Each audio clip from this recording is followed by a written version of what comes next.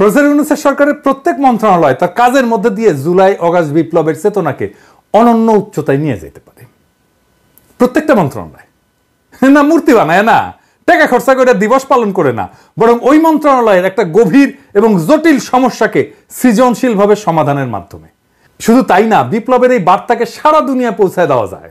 এমনকি আমরা দুনিয়ার একটা সমস্যা পুরোপুরি সমাধান করে দিতে পারি, জ্বলন্ত সমস্যাকে একেবারে সমাধান করে দিতে পারবো এক কর্মসূচিতে, অনেক সমাধান।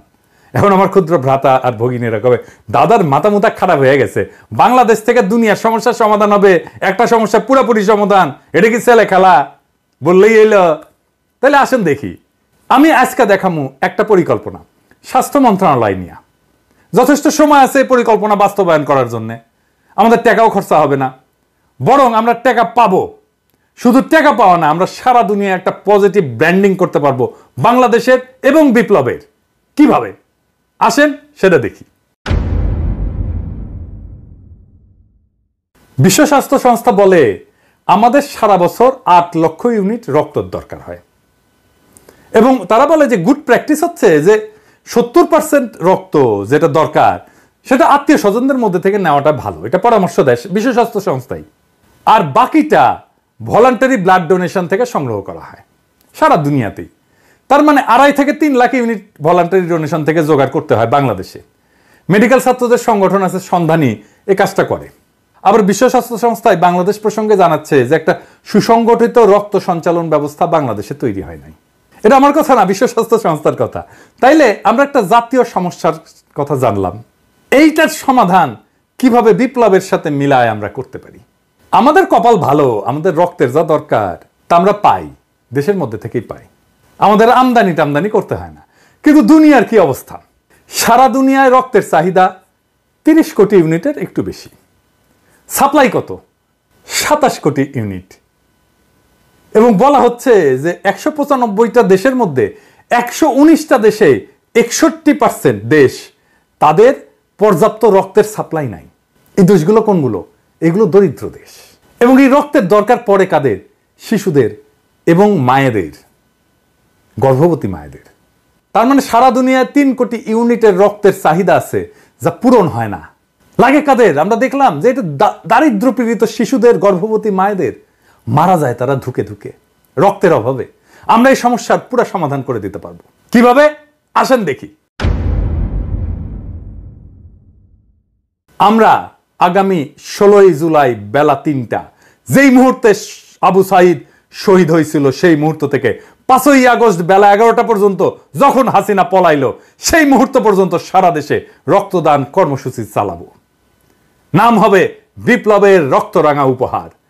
রক্তের ব্যাগে থাকবে আবু সাইদের প্রসারিত 2 হাতের ছবি, আর 2 ভাষায় লেখা থাকবে বিপ্লবের সংক্ষিপ্ত ইতিহাস ওই রক্তের ব্যাগে। একটা বাংলা আর একটা ফ্রেঞ্চ। আমার সৌজন্যে বাংলাদেশে শুধু তরুণের সংখ্যা 4.5 কোটি। আমরা কম করে হইল 3 কোটি ইউনিট রক্ত সংগ্রহ করতে পারবো। তরুণরাই তো শুধু দেবে না, তার চেয়ে বেশি বয়সীরাও দেবে। সবাই উৎসব করে রক্ত দিতে যাবে। রক্ত দিয়ে সে নিজেকে কানেক্ট করবে 24-এর বীর যোদ্ধার শহীদদের সাথে।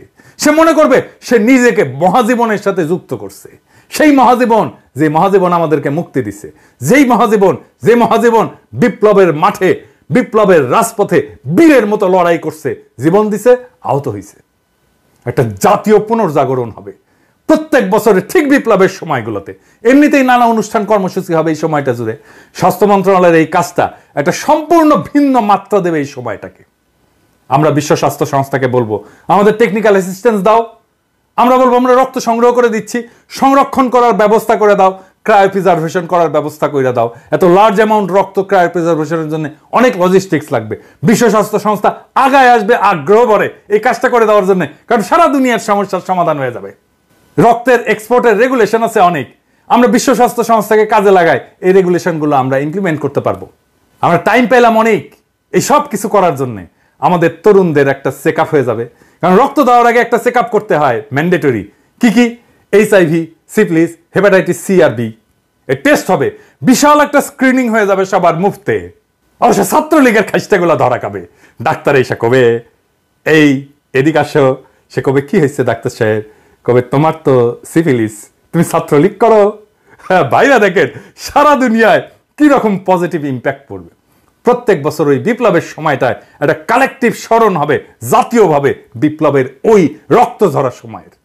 এই প্র্যাকটিস যদি জারি রাখতে পারি তাহলে আজ থেকে কয়েক যুগ পরেও এই বিপ্লবের রক্তদানের ইতিহাস জানবে আমাদের ভবিষ্যৎ প্রজন্ম।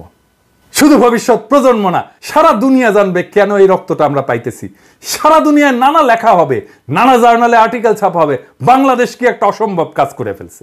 যেই কাজ বিশ্ব স্বাস্থ্য সংস্থা সারা দুনিয়া করতে পারে নাই, আমরা সেটা সম্ভব করে দিছি 1 বছরের মধ্যে। কাজটা স্বাস্থ্য মন্ত্রণালয়ের, কিন্তু বিপ্লবকে স্বাস্থ্য মন্ত্রণালয় তার রেগুলার কাজের সাথে একটা ক্রিয়েটিভ ইনপুট দিয়া একটা বৈশ্বিক সমস্যার সমাধান করে ফেলতে পারবে। সারা দুনিয়াতে বাংলাদেশের পজিটিভ ব্র্যান্ডিং করতে পারবেন স্বাস্থ্যক্ষেত্রে। শুধু স্বাস্থ্যক্ষেত্রে না, সারা দুনিয়ায় ছড়ায় যাবে। এটা পত্রিকায় ফিচার লেখা হবে। সারা দুনিয়ার একটা বড় সমস্যার সমাধান করে দিতে পারলে সেটা নিয়ে পত্রিকায়, সারা দুনিয়ার আন্তর্জাতিক পত্রিকায় ফিচার লেখা হবে।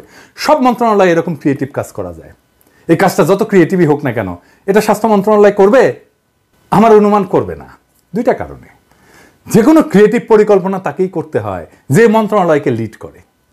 স্বপ্ন দেখতে হয় লিডারকে, প্যাশন নিয়ে তার ড্রিমকে রিয়ালাইজ করতে হয় তাকেই, লিডারকে। করতে পারলে এই পরিকল্পনা বাস্তবায়ন করলে ভালো, আমি তো খুশি, আপনারাও খুশি। না করলেও অসুবিধা নাই। আমার ক্ষুদ্র ভ্রাতা আর ভগিনীরা দেখলো, ওইটাই আমার লাভ। তারা শিখলো আউট অফ দ্য বক্স চিন্তা কইরা কিভাবে দারুণ সব পরিকল্পনা করা যায়। আমার ক্ষুদ্র ভ্রাতা আর ভগিনীদের মধ্যে কেউ কেউ যখন ভবিষ্যৎ বাংলাদেশের কাণ্ডারি হবে, সেই দিন তারা হয়তো আমার এই আজকের এপিসোডের কথা স্মরণ কইরা দারুণ দারুণ সব পরিকল্পনা করবে। সেই দিন হয়তো আমি থাকবো না, কিন্তু ওই পরিকল্পনার মধ্যেই থাকবে আমার আজকের চিন্তা। ওইটাই আমার অমরত্ব, ওইটাই আমার কালেকটিভ মেমোরিতে বেঁচে থাকা।